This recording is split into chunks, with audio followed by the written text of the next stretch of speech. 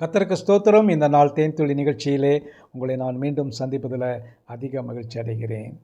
இந்த நாளில் கூட வேதத்தில் சிந்தித்து கொண்டு வருகிறதான பெண்மணிகளிலே ஒருவரை பார்க்க போகிறோம். இந்த நாளிலே மிகவும் ஒரு விசேஷித்ததான ஒரு பெண்மணியை பார்க்க போகிறோம். அவர் யார் என்று சொன்னால் அன்னாள். அன்னாளை குறித்து நீங்கள் எல்லாம் கேட்டிருப்பீங்க. அன்னாள் ஒரு நல்ல ஒரு சிறந்த பெண்மணியாக இருந்தாள். அவளுக்கு இருந்ததான ஒரே ஒரு குறை என்னவென்று சொன்னால், அவளுக்கு பிள்ளை இல்லாமல் இருந்தது. அவளுடைய கணவனுக்கு மூத்த தாரமாக இருந்த பெண்ணினாளுக்கு அநேக குழந்தைகள் இருந்தது. கணவன் அதிகமாக நேசித்தான். ஆனால் இவளோ தனக்கு பிள்ளை என்பதனாலே அதிகமாக மனக்கிலேசப்பட்டு அழுது கொண்டிருந்தாள்.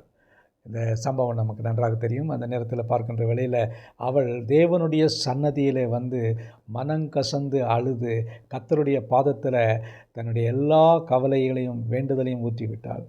கர்த்தர் கேட்டு அதன்படியாக அவளுடைய கர்ப்பத்தை திறந்தார் என்று பார்க்கிறோம். அதன் மூலமாக இஸ்ரவேலை வழிநடத்தக்கூடியதான ஒரு பெரிய தீர்க்கதரிசியை கர்த்தர் கொடுத்தார். அவளுக்கு ஒரு குமாரன் பிறந்தான். அவருக்கு சாமுவேல் என்று பெயரிட்டாங்க. மற்ற சம்பவங்களெல்லாம் நமக்கு நல்லா தெரியும். சாமுவேல் இஸ்ரவேலை நியாயம் தீர்த்தான், வழி நடத்தினான். இஸ்ரவேலுக்கு ஒரு பெரிய தீர்க்கதரிசியாக இருந்தான் என்று பார்க்கிறோம்.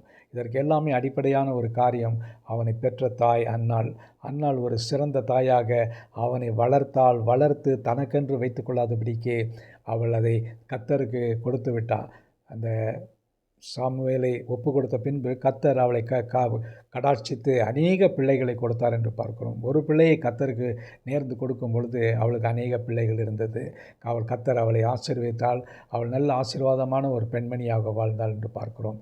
அன்னாள் மட்டும் இலக்கரித்து போகாதபடிக்கு மனம் மடிந்து அப்படியே போயிருந்திருப்பான்னு சொன்னால் ஒரு சாமுவேல் பிறந்திருக்க முடியாது. ஆகவே இந்த வேளையில் அன்னாளுடைய வாழ்க்கைக்காக நன்றி செலுத்த வேண்டும். அவரிடத்தில் கற்றுக்கொள்ளக்கூடிய காரியம் என்று சொன்னால் எல்லாவற்றையும் ஆண்டவருடைய பாதத்தில் ஊற்றிவிட வேண்டும். நம்முடைய கவலைகள், நம்முடைய விசாரங்கள், நம்முடைய மனத்தில் இருக்கிறதான பாரங்கள் எல்லாவற்றையும் வைக்கும் பொழுது கர்த்தர் அவரால் கூடாத காரியம் ஒன்றுமில்லை. அவர் சகலத்தையும் செய்ய வல்லவர். அவர் இந்த இடத்துல அவளுக்கு ஒரு அற்புதத்தை செய்து அந்த இடத்துல ஒரு சாமுவேலை தீர்க்கதரிசியை கொடுத்தார் என்று பார்க்கிறோம். நம்முடைய வாழ்க்கையில் கூட கர்த்தர் இப்படிப்பட்டதான அற்புதங்களையும் அடையாளங்களையும் அவர் செய்ய வல்லவராக இருக்கிறார். ஒன்று அவரை பற்றி கொள்ள வேண்டும். அவரிடத்தில் நெருக்கமாக இருக்க வேண்டும். அவரை நாம் நேசிக்க வேண்டும். அவரிடத்தில் ஜெபம் பண்ணி விண்ணப்பம் பண்ணுகிற வேளையில் எப்படிப்பட்டதான ஒரு காரியம் இருந்தாலும் இப்பொழுது அன்னாலை போல பிள்ளை இல்லாமல் யாராவது இருப்பார்கள் என்று சொன்னால் கூட அவர்களுடைய கர்ப்பத்தை திறந்து பிள்ளைகளை கொடுக்க வல்லவராக இருக்கிறார். ஜெபிப்போமா? நல்ல ஆண்டவரே, நன்றியோடு துதிக்கிறோம், ஸ்தோத்திரிக்கிறோம். அன்னாளுடைய வாழ்க்கைக்காக நன்றி செலுத்துகிறோம்.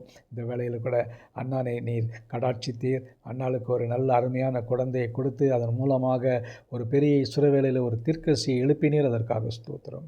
ஆசீர்வதிங்க. எங்களுடைய வாழ்க்கையிலும் இப்படிப்பட்டதான ஒரு விசுவாசத்தையும் உறுதியையும் நீங்கள் தந்து ஆண்டவரே எங்களை ஆசீர்வதிக்க வேண்டுமா ஜெபிக்கிறோம். மீட்பர் இயேசுவின் நாமத்தில் ஜெபிக்கிறோம் நல்ல பிதாவே. ஆமேன், ஆமேன். கர்த்தர் உங்களை ஆசீர்வதிப்பாராக. இந்த நாள் ஒரு ஆசீர்வாதமான ஒரு நாளாக அமையட்டும்.